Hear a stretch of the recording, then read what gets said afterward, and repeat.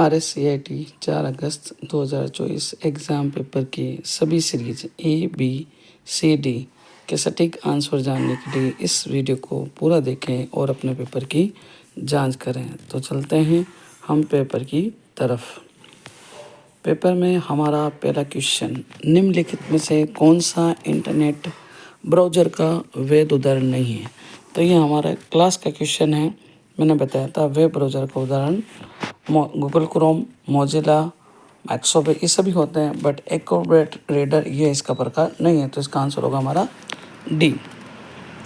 Question number 2, भारतीय railway सेवाओं के संबंध में PNR नंबर क्या है। तो PNR का फुल फॉर्म होता है हमारा पैसेंजर नेम रिकॉर्ड। इसका आंसर होगा हमारा ए। क्वेश्चन नंबर 3, निम्नलिखित में से कौन सा एक ऑपरेटिंग सिस्टम नहीं है।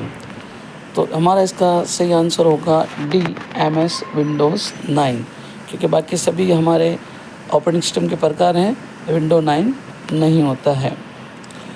क्वेश्चन नंबर 4, स्प्रेडशीट में डेटा कैसे व्यवस्थित होता है।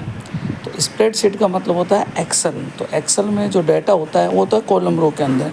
तो इसका हमारा सही आंसर होगा सी, रो और column. Question number 5, dot matric एक प्रकार है। तो डॉट मैट्रिक जो हमारा होता है वो एक प्रिंटर का प्रकार होता है। तो हमारा सही आंसर होगा इसका सी। निम्नलिखित में से क्वेश्चन नंबर 6, निम्नलिखित में से कौन सी व्यवस्था आरोही क्रम में सही ढंग से रखी गई है। तो इसका हमारा सही आंसर होगा KB, उससे बड़ा हमारा MB से बड़ा GB से बड़ा TB। तो हमारा इसका आंसर होगा ए, केवल फर्स्ट। चलते हैं क्वेश्चन नंबर 7 की तरफ। MS वर्ड में हाइपरलिंक के बारे में निम्नलिखित में से कौन सा सत्य नहीं है।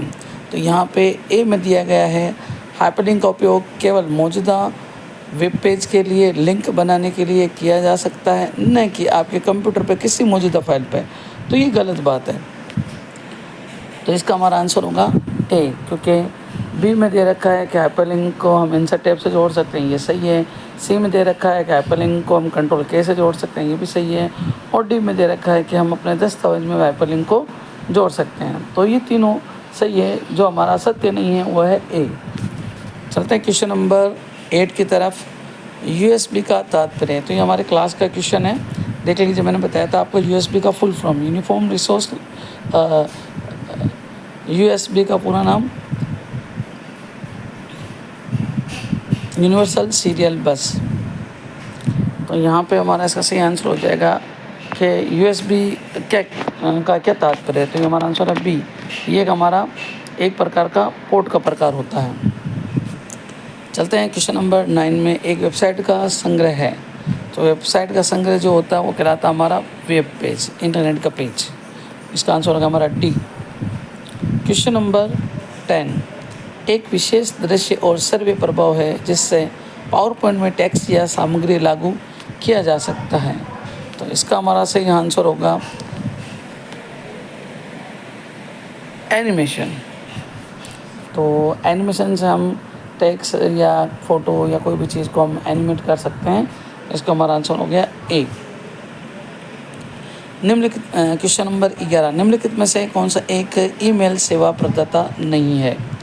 तो यहाँ पे इसका हमारा आंसर होगा बी, क्योंकि ये एक सर्च इंजन का प्रकार है और बाकी सारे हमारे ईमेल सेवा प्रदाता होते हैं। क्वेश्चन नंबर 12, आप अपने कार्यालय से बाहर जाते हैं समय अपने कंप्यूटर से लॉग ऑफ क्यों करते हैं। तो इसका हमारा सही आंसर होगा ए, कोई आपकी फाइल, पासवर्ड आदि चुरा सकता है, इसलिए हम लॉग ऑफ करके जाते हैं। चलते हैं क्वेश्चन नंबर 13 पे। शिकायत निवारण के पारदर्शी और जवाबदेह साधन प्रदान करके राज्य के निवासियों को सशक्त बनाने के लिए एक अभिनव ई-गवर्नेंस परियोजना। तो एक शिकायत पोर्टल जो होता है हमारा वो होता है ए, राजस्थान संपर्क पोर्टल। इसका आंसर हो गया हमारा ए। क्वेश्चन नंबर 13, आधार के संबंध में निम्नलिखित में से कौन सा कथन सत्य नहीं है। तो यहाँ पे हमारा जो आंसर होगा इसका सी, आधार कार्ड में अपडेट नहीं हो सकता। तो ये गलत बात है, क्योंकि आधार में ऑनलाइन ऑफलाइन दोनों तरह से अपडेट कर सकते हैं। क्वेश्चन नंबर 15, आपके फ़ोन पर सेवा ये पता लगाने के लिए फ़ायदेमंद है कि आप नक्शे में नेविगेशन पर कहाँ हैं। तो इसका हमारा सही आंसर होगा सी, जीपीएस। जिस होते हैं ना अपन अपने मोबाइल में जीपीएस लोकेशन ऑन करते हैं, ग्लोबल पोजिशनिंग सिस्टम, तो ये ऑन होता है तो ये ट्रैक का काम करता है। तो इसलिए इसका आंसर होगा हमारा सी, जीपीएस। क्वेश्चन नंबर 16, फाइलों को सीडी में कॉपी करने की क्रिया को क्या कहा जाता है। तो मैंने सीडी का फुल फॉर्म तो बताया था, लेकिन सीडी वगैरह को भरने की जो क्रिया है, प्रोसेसिंग, वो कहलाती है बर्निंग। इसका आंसर होगा हमारा सी। निम्नलिखित में से कौन सा कैश मेमोरी का नुकसान है। तो यहाँ पे हमारा इसका आंसर होगा डी, कैश मेमोरी की क्षमता सीमित होती है। तो यहाँ पे इसका ये नुकसान बताया, बाकी इसके सारे फ़ायदे हैं। चलते हैं क्वेश्चन नंबर 18 पे। MS वर्ड 2010 में कौन सा अलाइनमेंट विकल्प पैराग्राफ की प्रत्येक पंक्ति को बाईं और दाएं हाशिए के बीच संरेखित करता है और बाएं और दाएं दोनों किनारों पर सीधे किनारे बनाता है। तो हमारा इसका सही आंसर हो गया बी, जस्टिफाई। इसे लागू करने पर दोनों साइड से हमारा पैराग्राफ होता है वो बराबर हो जाता है। क्वेश्चन नंबर 19, MS वर्ड में गटर मार्जिन। तो गटर मार्जिन जो लगता है वो मार्जिन के साथ लगता है पिनों पर बाइंडिंग के लिए। तो इसका हमारा सही आंसर हो गया सी। क्वेश्चन नंबर 20, कंप्यूटर का वह भाग जो उसके कार्य को समन्वय करता है। इसका हमारा सही आंसर हो गया डी, कंट्रोल यूनिट।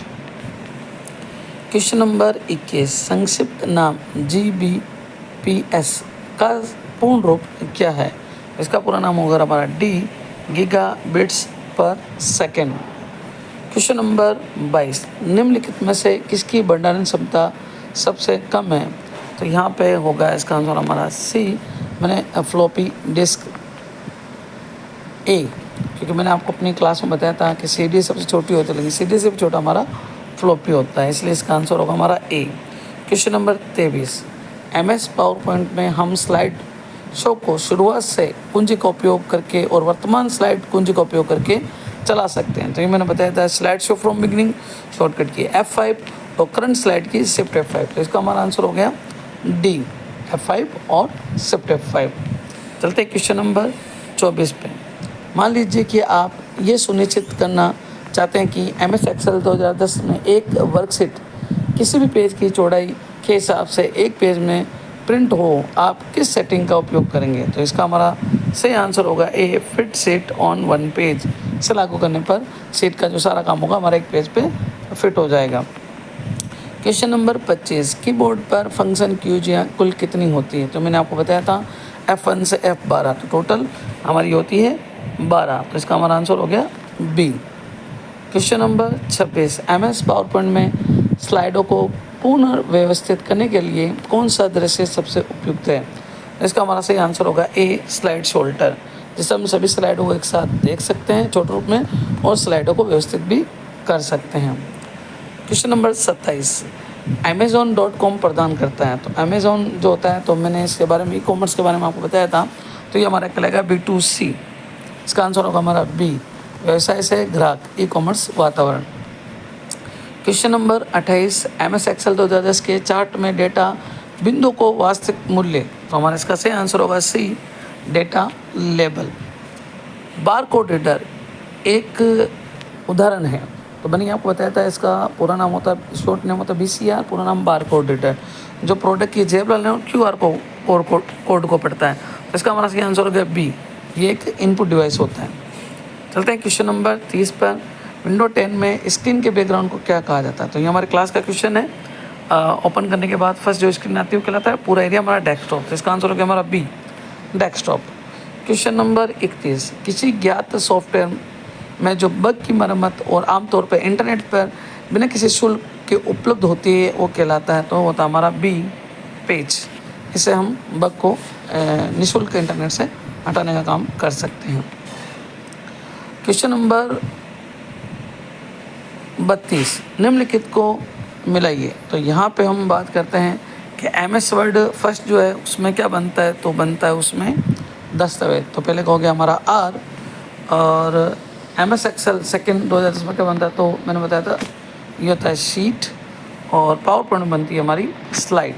तो इस तरह से इसका हमारा आंसर हो गया पहले का आर, दूसरे का क्यू और तीसरे का पी। तो ये हमारा आंसर हो गया सी। क्वेश्चन नंबर 33, आप MS ऑफिस दस्तावेज को PDF फाइल स्वरूप में कैसे सहेज यानी कि सेव कर सकते हैं। तो इसका हमारा सही आंसर होगा ए, फाइल टैब में सेव एज विकल्प पे सेव एज विकल्प में सेव एज PDF चुनकर हम उसको सेव करा सकते हैं। क्वेश्चन नंबर 34, रिसाइकिल बिन क्या है। तो ये मैंने आपको अपनी क्लास में बताया था। इसमें हमारे द्वारा अस्थायी तौर पे जो डिलीट किया गया डाटा है वो स्टोर होता है। तो इसका सही आंसर होगा हमारा ए। चलते क्वेश्चन नंबर लास्ट 35 पे। निम्नलिखित में से कौन सा विकल्प इस क्रिया को निर्दिष्ट करता है कि किसी वस्तु को गंतव्य तक ले जाते समय उस समय माउस बटन को दबाए रखना चाहिए। तो इसे हम कहते हैं एक जगह से फाइल उठा के दूसरी जगह रखना, तो ड्रैगिंग। तो इसका आंसर होगा हमारा सही। तो उम्मीद करता हूँ आपका पेपर अच्छा गया होगा, और हमारे क्लास में से अगर कोई क्वेश्चन पढ़े हैं तो कमेंट बॉक्स में आप अपने नाम के साथ यस करके कमेंट करें और हमें अपने पेपर की जांच करके बताएं आपके कितने अंक प्राप्त हो रहे हैं। और जो हमारे वीडियो में नए हैं और मेरे चैनल को लाइक, शेयर और सब्सक्राइब करें ताकि इसी तरह की यूज़फुल वीडियो का नोटिफिकेशन आपको मिलता रहे। Thank you.